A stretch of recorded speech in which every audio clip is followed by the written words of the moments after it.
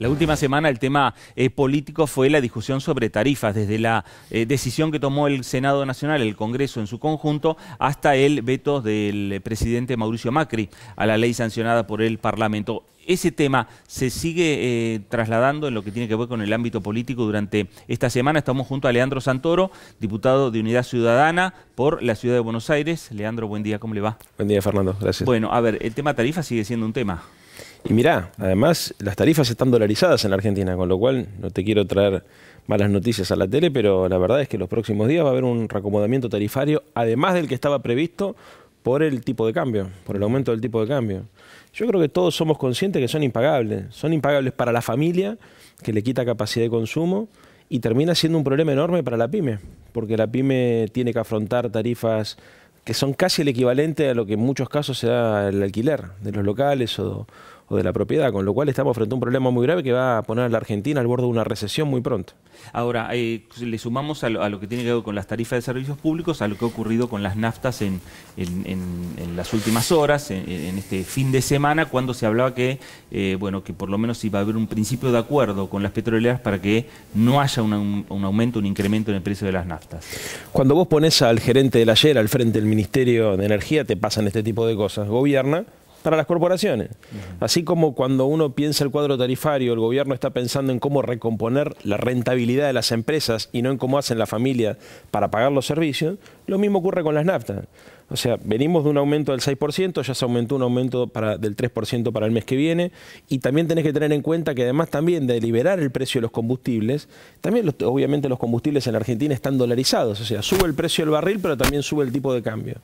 Si el tipo de cambio se modifica en los próximos días, como todo indica que se va a modificar como consecuencia del acuerdo con el Fondo Monetario, o sea, si vamos hacia un dólar más caro, vas a tener aumentos adicionales en tarifas y en combustibles adicionales a los que tienen anunciado. ¿Se entiende? O sea, estamos en un combo muy explosivo y que, repito con el concepto, pone a la Argentina al borde de una recesión. Ahora, desde el oficialismo lo que se ha hablado la semana pasada es que se inició la campaña electoral, que este tema, la discusión que se dio en el Senado tiene que ver con un tema netamente político y que tiene que ver con lo electoral.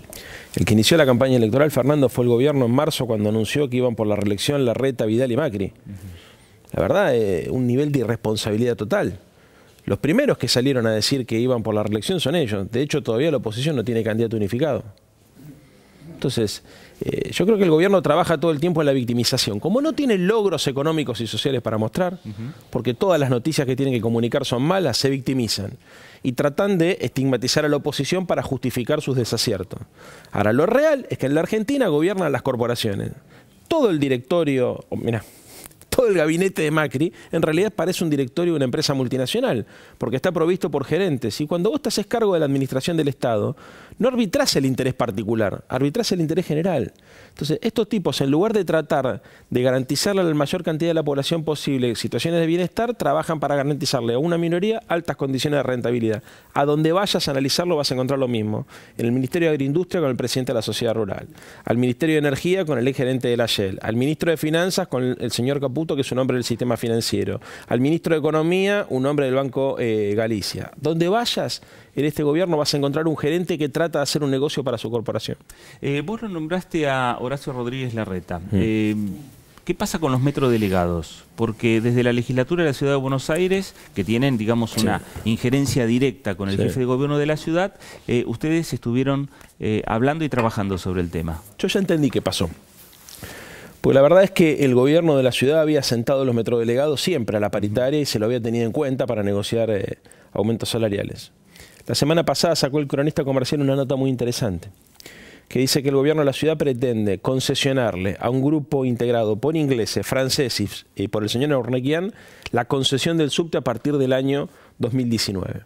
Es un negocio de 60.000 millones de pesos. ¿Qué condición pone este grupo empresario para hacerse cargo del subte? Destruir al sindicato y echar 2.000 empleados, Fernando. El subte hoy tiene 4.000 empleados. La gente que se quiera hacer cargo del subte pide al gobierno de la ciudad que se saque de encima al sindicato y que eche a la mitad de la planta de trabajadores del subte. Este es el verdadero problema. ¿Y esto tiene que ver también con la reforma laboral que está en el Congreso Nacional? Son dos cosas distintas. Una cosa es el negocio de transferencia y concesión del subte a un nuevo concesionario que pide como condición que le saquen a los delegados y que le reduzcan a la mitad el personal para que el negocio le sea más rentable de lo que ya es.